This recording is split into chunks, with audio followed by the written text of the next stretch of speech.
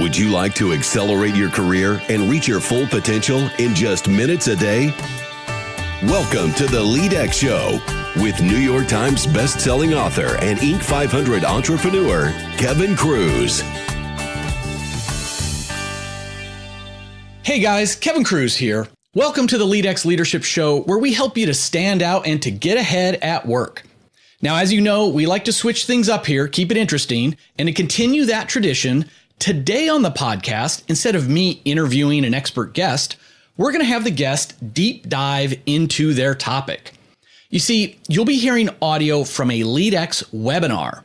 Now, of course, there are dozens of great webinars on leadership, management, communication, productivity, and more, all archived in the LEADx app. Just visit leadx.org for more information about our webinar archive. So, enough on the setup, enough background information. Enjoy. Hello, everybody. Dr. Eric Frazer here. I'm going to talk about the psychology of top talent today and bring to you some of the practical, scientifically proven methods for developing high performers or developing yourself as a high performer. I want to thank Kevin and Vanya for having me here and give this presentation and making it super easy. So big thank you once again. So today I'm going to get into a couple insights that are drawn from my new book, The Psychology of Top Talent, which I will give information about at the end of this podcast.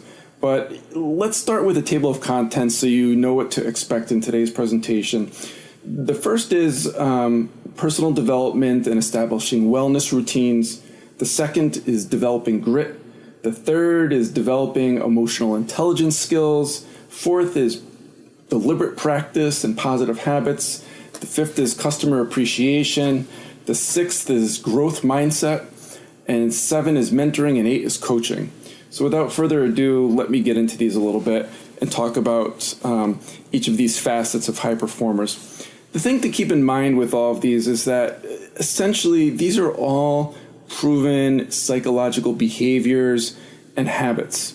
And it really builds off of what's called habit research. And habit research, there's a number of studies really showing how when you chain behaviors together, when you make a routine out of these experiences, and then when you go the next step and you actually build it into your schedule, there you have it. You have a package, you have a plan, and not just a strategy that fails because you're not reminded of it, or it fails because you don't continue with that ever significant follow through. So the key to applying all of these is what I'm going to say, number one, identify it in yourself, go through some of the exercises that I'm going to talk about.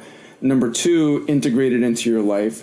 And number three, in that integration process, make a fail-proof system. So all of these require time, right? And time is a significant commodity, and we have to structure our time around these habits to make them consistent, to make them actionable, and ultimately to get the results that you're looking for.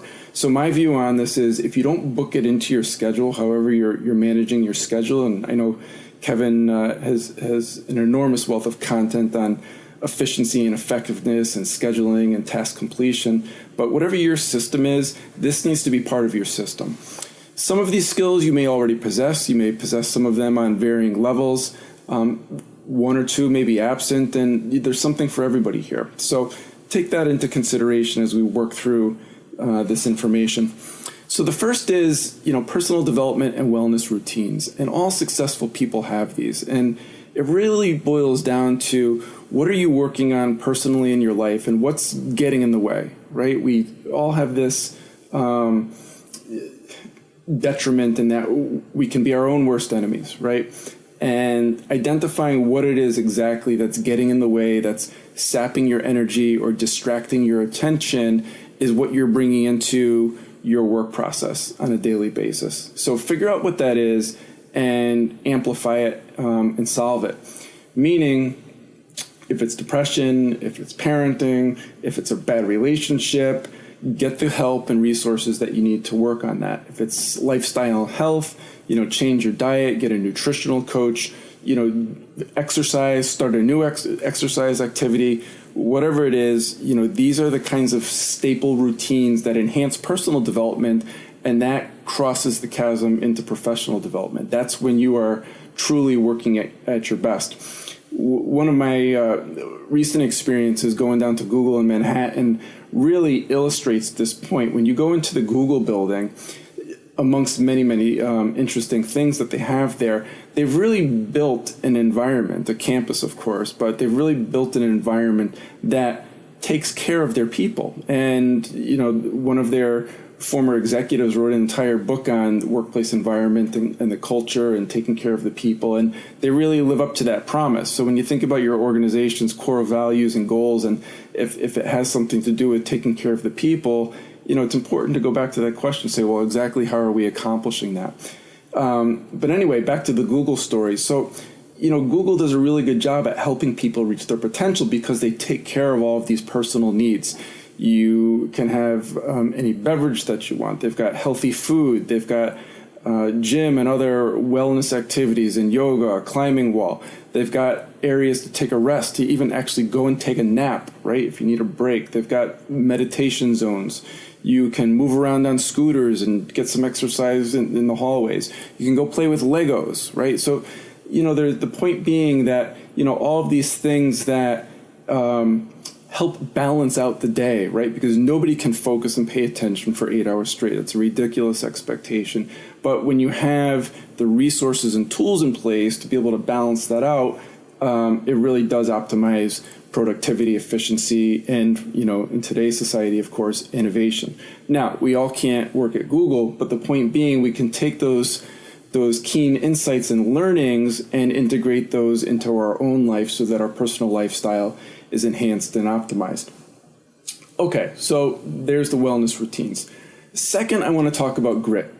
Grit is a great topic because it's this concept of working towards long-term goals. So the question to ask yourself is, am I gritty? What is a long-term goal that I'm working on? And what am I doing to achieve that someday, right?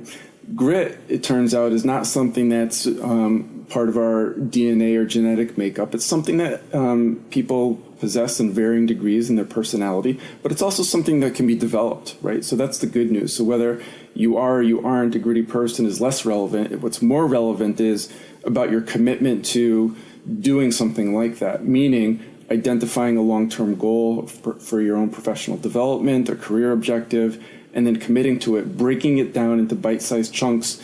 In this year, I'm going to do X. In the next quarter, I'm going to do Y, right? And figuring out and mapping out a strategy, again, that you can create a habit around and sustain that habit and build your development and become a gritty professional. Next is developing emotional intelligence skills. There's a lot that we could talk about here, but today, for purposes of this presentation, I'm going to stick with two things: deep listening and showing empathy, right?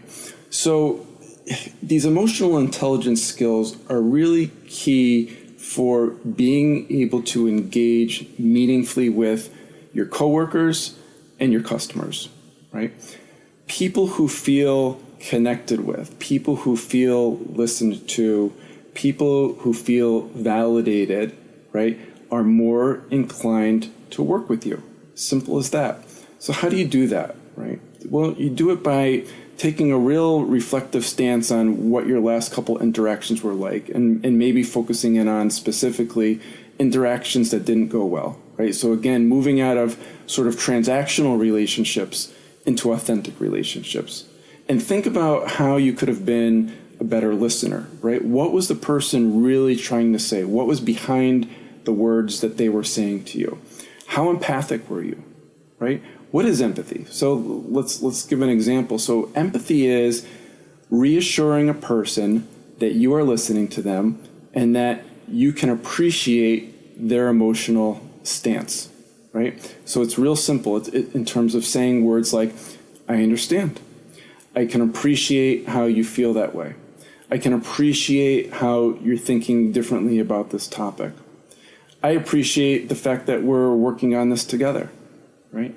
So again, showing that you're listening and you're validating the other person's point of view and perspective is a way to instantly disarm that person, build trust, right? And we know trust is essential in today's business relationships, and build trust in a way that's authentic and really gives a connection that goes beyond a transaction.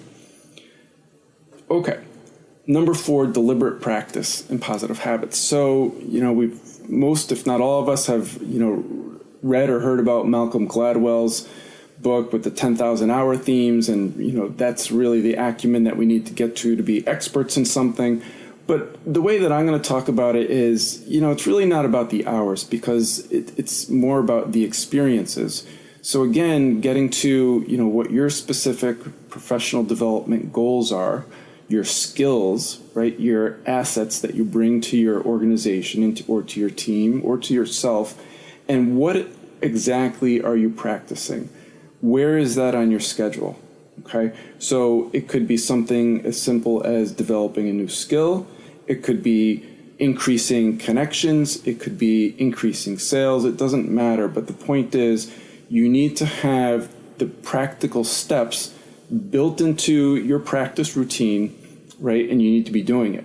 So I just finished listening to a podcast on public speaking, and the woman giving the podcast was the guest on Tim Ferriss's podcast, and just finished speaking about how she was terrified about public speaking, but hired a coach, spent hours and hours practicing in all kinds of various venues.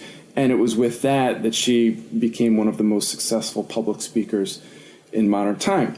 So again, it's like building in these practice experiences and making practice a habit. Okay, next is deep customer appreciation.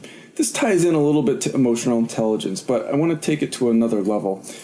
You really need to show what I'm going to call curiosity about the people that you're interacting with. One of the most disarming questions that you can ask in any encounter is, what do you like to do for fun? Right? It has absolutely nothing to do with business. It has absolutely nothing to do with whatever you're trying to accomplish in terms of a sale or a negotiation. It's you showing regard and interest in getting to know the person. And it opens the door to a more authentic relationship. Now you're talking about how they spent their weekend or their last holiday or their vacation, and you're really understanding, what is that person passionate about? And when you know what someone else is passionate about, you can, one, show appreciation for that passion. You may be able to relate and connect and say, hey, I'm into that too, which is always great. But even if you're not, then it opens the opportunity for you to tell them a little bit about yourself and something that you're passionate about, right? Now you have something in common. You both have passionate hobbies, right?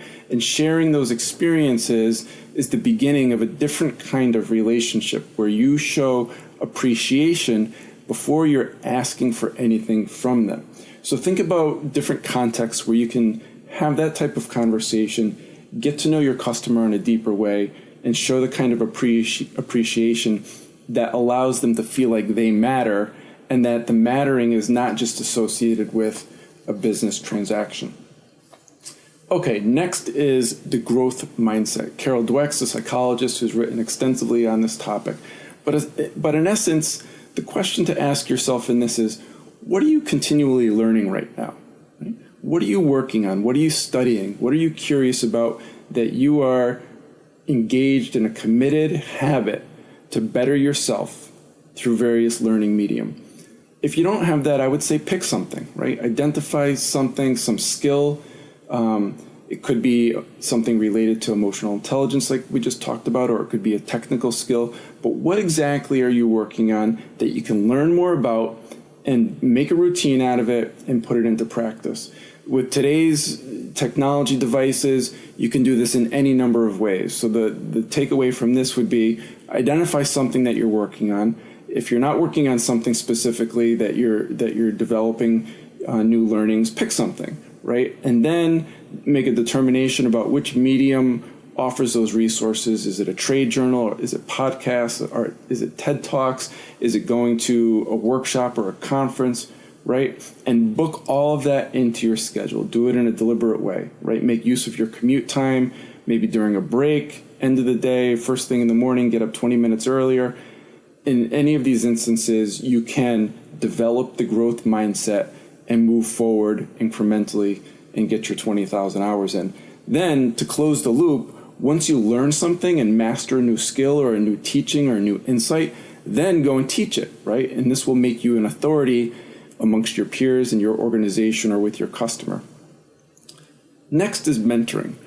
Mentoring is sort of a given expectation today amongst millennials and Gen Z, but it's shifted a lot. And this concept called reverse mentoring is something that's equally important, where employees that come in, have an expectation and want to have an opportunity, more specifically, to be able to, one, be mentored, but also mentor up, right? Share their insights, participate, feel, again, like they matter. There was a recent article in Harvard Business Review that talked about employee engagement and how many younger workers will simply leave if they feel like that their opinion doesn't matter, that what they have to say is not given regard. So this notion of mentoring and inclusion and developing talent is really, really important. So think about what kind of mentoring experiences you've had, how you can continue to sustain those, or if you don't have any right now,